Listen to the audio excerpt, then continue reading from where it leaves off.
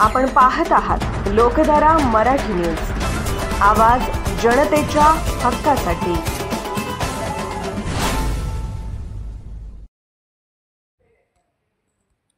माडगाळ येथे शॉर्ट सर्किटने भीषण आग, बाळूमामा इलेक्ट्रिकल व सिद्धनाथ ऑटो गॅरेज दुकाने जळून खाक, अंदाजे 20 ते 25 लाखांचे नुकसान।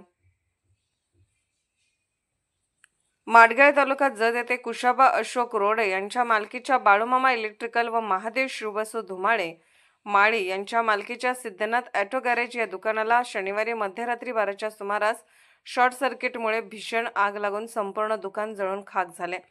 या आगीत अंदाजे 20 ते 25 लाखांचे मोठे आर्थिक नुकसान झाल्याचा प्राथमिक अंदाज आहे।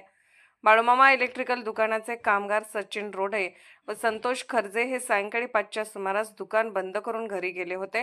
घटनास्थळावरून मिळालेल्या माहितीनुसार रात्री सुमारे 12 वाजण्याच्या सुमारास दुकानातून अचानक धूर आणि ज्वाळा उठताना स्थानिक नागरिकांच्या लक्षात आले।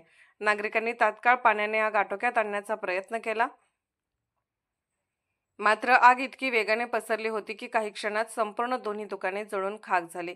बाळूमामा इलेक्ट्रिकल दुकानातील सर्व विद्युत साहित्य, wiring material, fans, Motors, heater तसेच दुकानातील रोकड सुद्धा आगीत नष्ट झाली होती। त्याबरोबरच लगतच्या सिद्धनाथ ऑटो गॅरेज या दुकानाला आग लागून दुकानातील 2 व्हीलर गाड्यांचे spare parts, oil, gracing machine, ग्राहकाची दुरुस्तीला आलेली एक गाडी जळून खाक झाली आहे।